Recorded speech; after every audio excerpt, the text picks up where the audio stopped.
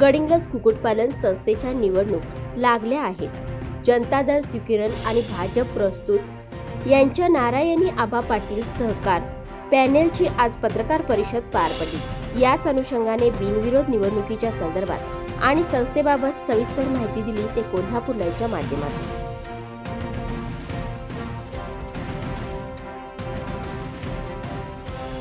ताई, आपण कुक्कुटपालन संस्थेच्या निवडणुकीला सामोरे जातात। या संस्थेची वाटचाल आता कशी सुरू आहे? संस्था आज पूर्णपणे कर्जमुक्त आहे। त्याचबरोबर 44,000 संस्थेमध्ये पक्षी आहेत आणि दैनंदिन 14,000 अंड्यांचं उत्पादन आता संस्थेमध्ये चालू आहे। ताई, त्याच पद्धतीनं आपल्याकडून कोणकोणते उमेदवार आपल्यासमोर उभे करण्यात आलेले आहेत?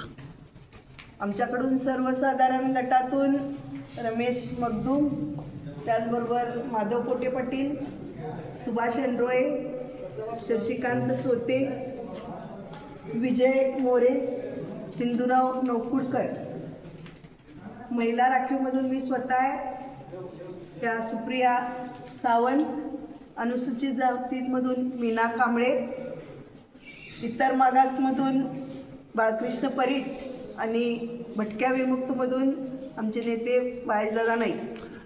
सभासदांना काय आवाहन कराल? एक स्वप्न घेऊन खरं तरी संस्था चालू झालेली होती की शेतीला काहीतरी शेतीपूरक व्यवसाय असावा, म्हणून तत्कालीन लोकांनी मग त्यात आमचे माधव पोटे पाटील साहेबांचे वडील आदरणीय वसंतराव पाटील साहेब होते। या सगळ्यांनी एक स्वप्न घेऊन ही संस्था चालू केलेली होती। पण आत्ता जे निवडणुकीला आलेले आहेत ते तत्कालीन चेअरमन सन्माननीय होडगे साहेब, मला सांगायला अत्यंत वाईट वाटतंय की त्या संस्थेचे फक्त पत्रे राखले, बाकी काय त्या संस्थेत ठेवलं नव्हतं, अशी त्या संस्थेची हालत झालेली होती। होडगे साहेबांच्या काळात कोट्यवधीचं कर्ज त्यांनी केलं आणि KDCC बँकेचं देणं त्यांना फेडता न आल्यामुळं KDC बँकेनं त्या संस्थेला टाळा लावून सील लावलेलं होतं। 2009-10 साली जेव्हा मी पहिल्यांदा संचालक झाले, त्याच वर्षी मी चेअरमन झाले। माझ्याबरोबर मला आठवतंय की हिंदूराव नौकुडकर सर, मागावचे भाऊदादा कोकीतकर, भडगावचे सिद्धप्पा बंदी, त्याचबरोबर दुंडग्याचे अशोकअण्णा पाटील, महागावचे व्यंकटराव कलाल साहेब, असे आम्ही सगळेजण तिथं निवडून आलेलो होतो। सगळ्यात पहिल्यांदा माझे वडील आदरणीय शिंदे साहेबांनी प्रयत्न करून 10,76,000 रुपये आम्ही भरले आणि KDCCचं सील आम्ही काढलं आणि नंतर पुढं ती संस्था चालवायला दिली आणि KDCCचं पूर्ण कर्ज आम्ही कर्जमुक्त ती संस्था केली। त्याच्यानंतर सन्माननीय होडगे साहेब आज जे पॅनल करून समोर या लागलेत, त्यांच्या काळातल्या कर्मचाऱ्यांचे पगार त्यांचे दिलेले नव्हते। हे कामगार कोर्टात गेलेले होते, कोर्टानं निकाल दिला, कामगारांच्या बाजूने निकाल दिला आणि होडगे साहेबांची देणी जवळपास 22 ते 23 लाख रुपये त्यांचा पगार आणि PF आम्ही फेडलेला आहे। त्याच्यानंतर शासनाचे सर्व देणी, NCDCचं शासनाकडून मिळालेलं कर्ज ते जवळजवळ 50 लाख रुपये आम्ही फेडले। म्हणजे आत्तापर्यंत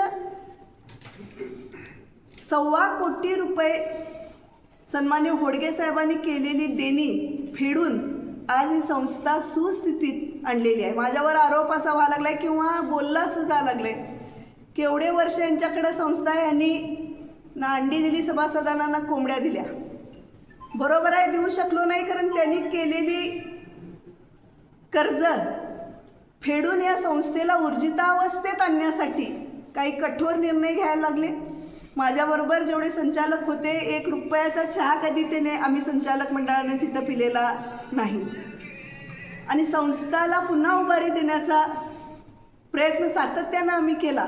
आज मला सांगायला अभिमान आहे की संस्था आता अत्यंत सुस्थितीत आहे आणि हेही मुद्दाम आवर्जून सांगितलं पाहिजे की जेवढी संस्थेची मालमत्ता आहे, स्थावर मालमत्ता, 1 गुंठाही जमीन ही कर्ज फेडण्यासाठी आम्ही विकलेली नाही आहे. ती मालमत्ता शाबीत ठेवून, तिथं असलेली शेड्स अत्यंत सुस्थितीत ठेवून आज ही संस्था अतिशय दिमाखात चालू आहे.